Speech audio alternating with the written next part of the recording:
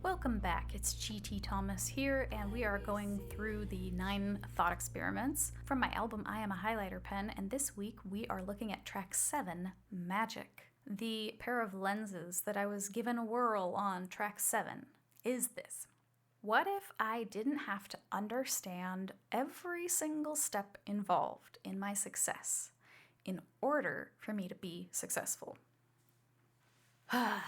Doesn't life sometimes feel like a movie to you?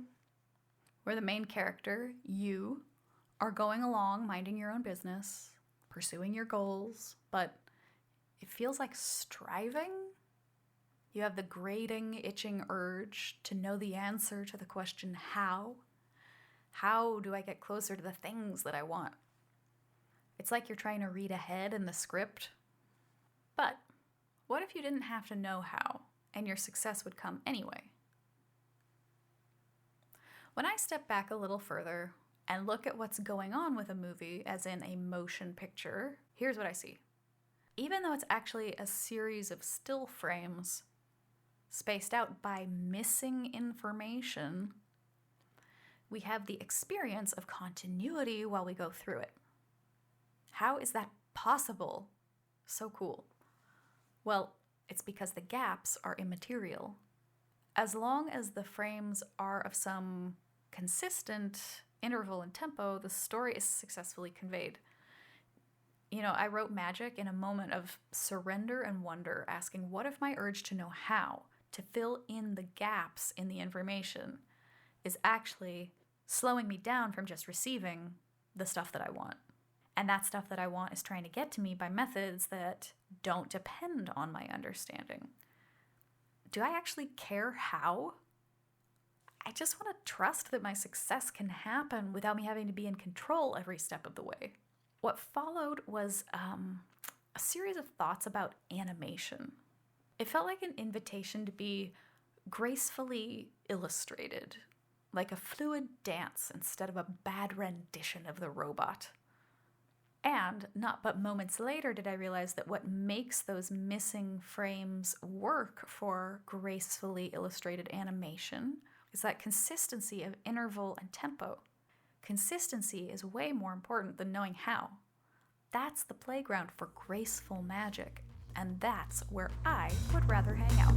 That's why missing frames dissolve beneath the glaze, laminated gray.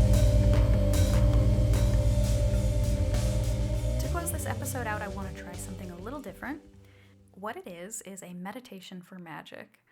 And I don't really mean that in a mystical or spooky way. Participation is optional.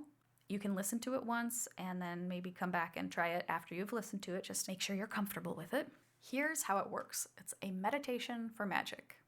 So before we start, set the intention of this meditation to decrease the harrying urge to control and plan all the steps toward desired outcomes in your life.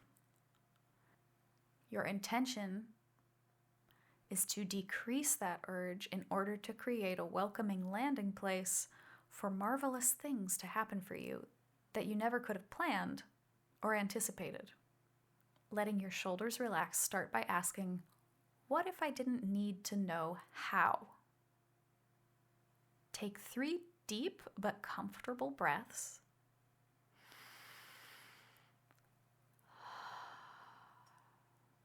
And on the final exhale, begin with the following. Exhale, I grant myself magic.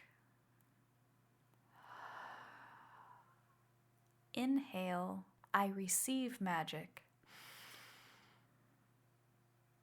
And repeat as needed. You may find it helpful to listen to my song Magic, which actually sings through this mantra. All right, I hope you enjoyed this thought experiment and the meditation, and I will see you in the next edition for the thought experiment behind track 8. Just 2 more to go. Wow! See you then!